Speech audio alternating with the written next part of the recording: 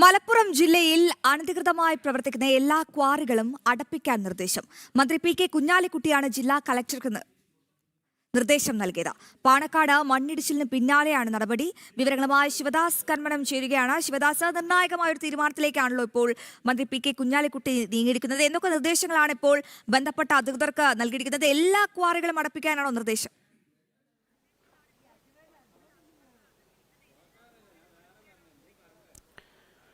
അശ്വതി, മലപ്പുറം ജില്ലയിൽ പ്രവർത്തിക്കുന്ന അനധികൃതമായ എല്ലാ ക്വാറികളും അടപ്പിക്കാനാണ് ഇപ്പോൾ കുഞ്ഞാലിക്കുട്ടി നിർദ്ദേശം നൽകിയിരിക്കുന്നത്. അതായത് വേങ്ങര ഭാഗത്തും കൊണ്ടോട്ടി ഭാഗത്തുമൊക്കെ തന്നെ നിരവധി ഇടങ്ങളിൽ ഇത്തരത്തിൽ അനധികൃതമായി ക്വാറികൾ പ്രവർത്തിക്കുന്നുണ്ട്. നമുക്കറിയാം, കഴിഞ്ഞ ദിവസം പാണക്കാട്, അതായത് പി കെ കുഞ്ഞാലിക്കുട്ടിയുടെ വീടിന് സമീപത്ത് തന്നെ ഒരു മണ്ണിടിച്ചിൽ ഉണ്ടായിരുന്നു. ഈ പാണക്കാടുള്ള ആ മണ്ണിടിച്ചിൽ ഇത്തരത്തിൽ അതിന് തൊട്ടു മുകളിലുള്ള ഒരു ക്വാറിയുടെ പ്രവർത്തനത്തെ തുടർന്നാണ് മണ്ണ് ഇടിഞ്ഞത്. അതിനെ തുടർന്നാണ് ഇത്തരത്തിൽ ഒരു നിർദ്ദേശം പി കെ കുഞ്ഞാലിക്കുട്ടി നൽകിയിരിക്കുന്നത്. അതോടൊപ്പം തന്നെ ഞാനിപ്പോൾ നിൽക്കുന്നത് എടയൂർ പഞ്ചായത്തിലാണ്. എടയൂർ പഞ്ചായത്തിലെ പാലേപ്പറമ്പ് എന്ന സ്ഥലത്താണ്. ഇവിടെ ഒരു കോറി പ്രവർത്തിക്കുന്നുണ്ട്. ഇത് അനധികൃതമായാണ് ഈ കോറി പ്രവർത്തിക്കുന്നത് എന്നാണ് പഞ്ചായത്ത് അടക്കം പറയുന്നത്. ഈ ഭാഗത്തു നിന്നും ഇത് ഒരു ഉയർന്ന പ്രദേശം കൂടിയാണ്.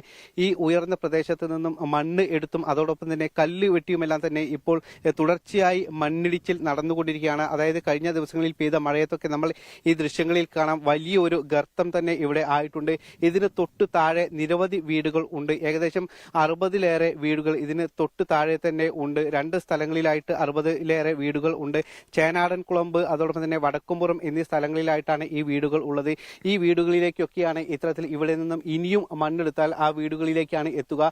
അവിടെയുള്ള ആളുകളുടെ ജീവിതം കടുത്ത ഒരു പ്രയാസത്തിൽ തന്നെയാണ്. കാരണം രാത്രി സ്വസ്ഥമായി അന്തി ഉറങ്ങാൻ കഴിയാത്ത ഒരു സാഹചര്യം ഉണ്ട്. കാരണം ഇവിടെ നിന്നും മണ്ണെടുക്കുമ്പോൾ ഏത് നിമിഷവും, പ്രത്യേകിച്ച് മഴക്കാലത്ത് ഏത് നിമിഷവും ഈ മണ്ണെല്ലാം തന്നെ താഴത്തേക്ക് പോകും എന്നുള്ള ഒരു ഭീതിയിലാണ്. തൊട്ട അപ്പുറത്ത് തന്നെ നമ്മൾ ഒരു തേർപ്പായ വിരിച്ച ഒരു ദൃശ്യം കാണുന്നുണ്ട്.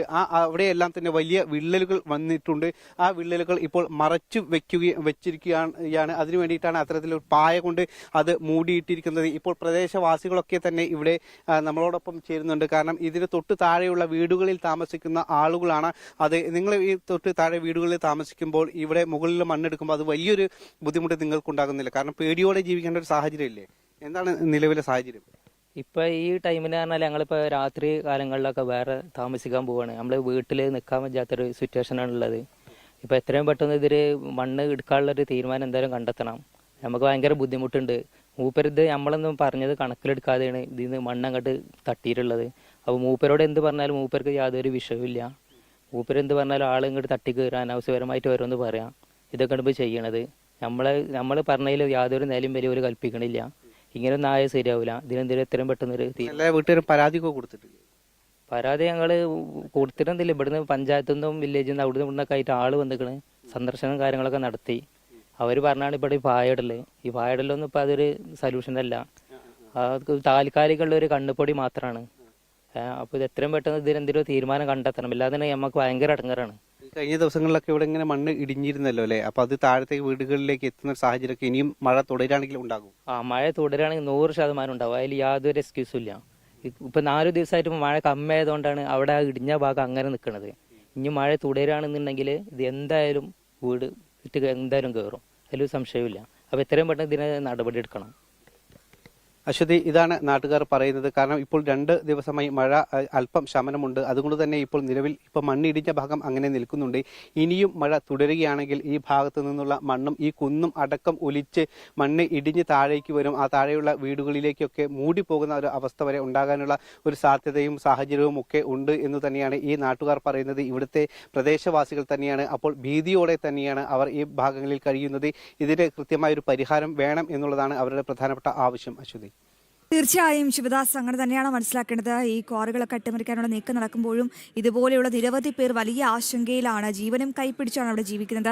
ഇനിയും ഇപ്പോൾ ശിവദാസ്, ഞങ്ങൾ പ്രതിനിധി നിന്ന മലപ്പുറത്തെ ആ പ്രധാനപ്പെട്ട സ്ഥലത്ത് ഇനിയും മണ്ണിടിയാനുള്ള സാധ്യത അത് വളരെ കൂടുതലാണെന്നാണ് പ്രദേശവാസികൾ അടക്കം പറയുന്നത്. മുകളിൽ നിന്നും മണ്ണ് നീക്കുകയാണ്.